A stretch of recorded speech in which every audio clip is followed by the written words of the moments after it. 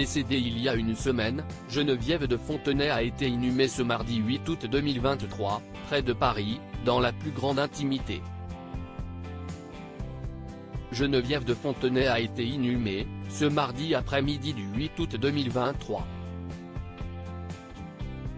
Comme le rapportent nos confrères du Parisien, l'ancienne patronne des Miss France, décédée une semaine plus tôt des suites d'un arrêt cardiaque survenu durant son sommeil, a rejoint le caveau familial au cimetière parisien d'Ivry-sur-Seine, Val-de-Marne.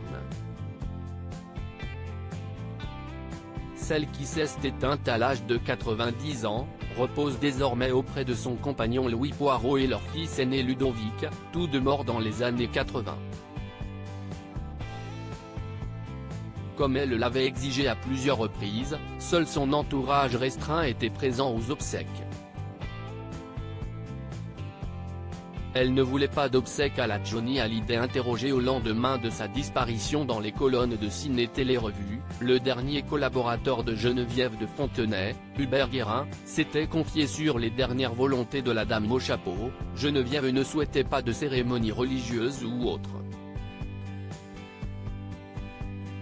Elle sera transportée directement de la chambre funéraire au cimetière pour une inhumation dans la plus stricte intimité familiale, en présence de son fils, ses petites filles et ses frères et sœurs, expliquait-il avant de préciser, il n'y aura personne d'autre. Aucune Miss France. C'est un choix de son fils, Xavier, en accord avec Geneviève. Lors de ma dernière conversation avec elle, elle m'a dit qu'elle ne voulait pas d'obsèques à la Johnny Hallyday. Elle voulait partir seule. C'est une femme très combative, mais qui a été habituée à être seule. Geneviève de Fontenay était très fatiguée. Hubert Guérin est aussi revenu sur ses ultimes échanges avec Geneviève de Fontenay. La dernière fois que je l'ai vue, c'était une quinzaine de jours avant sa disparition, a-t-il commencé, évoquant aussi son état de santé. C'était une dame qui était fatiguée, qui avait envie de partir. Elle ne comprenait plus la société dans laquelle on vivait, elle vivait dans son monde.